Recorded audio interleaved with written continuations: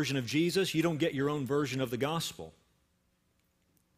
The gospel is an objective truth. It is an objective reality. It exists outside of you.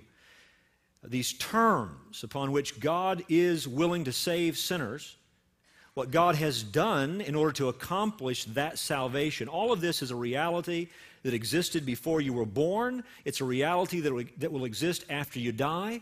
It is outside of you, and God simply presents it to you as He has so many others. And the question is whether or not you will believe it and receive it. In fact, if what you have is your own version of Jesus, if what you have is your own version of the gospel, then you don't have Jesus and you don't have the gospel. So that if tonight we were to examine ourselves and ask, am I really a Christ follower? We would do well for just a moment to look away from our personal experiences, to look away from our own personal story, and to ask, is my personal story in keeping with the universals that Christ has given with respect to the gospel, with respect to salvation? In other words, here are things that are true for anybody if you're going to be saved. These are the things you must believe, no matter who you are, if you're going to be saved. This is the response that must be present in your life, no matter who you are, if you're to be a Christ follower. Examine the universals and ask, is your own personal story, does it match that universal message? I bring this up because you'll notice the verses that we just read are full of universal statements.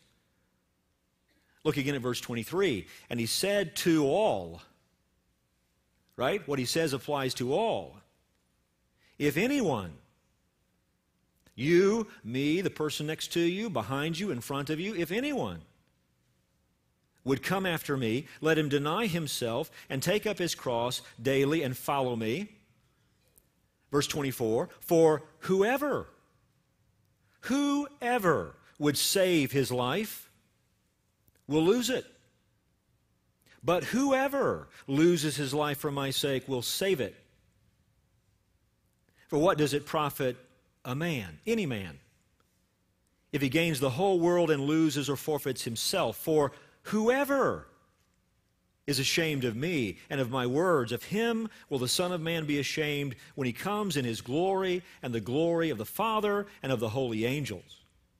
Right? I mean, all throughout those statements, it applies to anyone. It applies to everyone. These are universal truths. And if you examine your life tonight in view of those universal truths, can it be said of you that you have eternal life? Can it be said of you that you really are a Christ follower?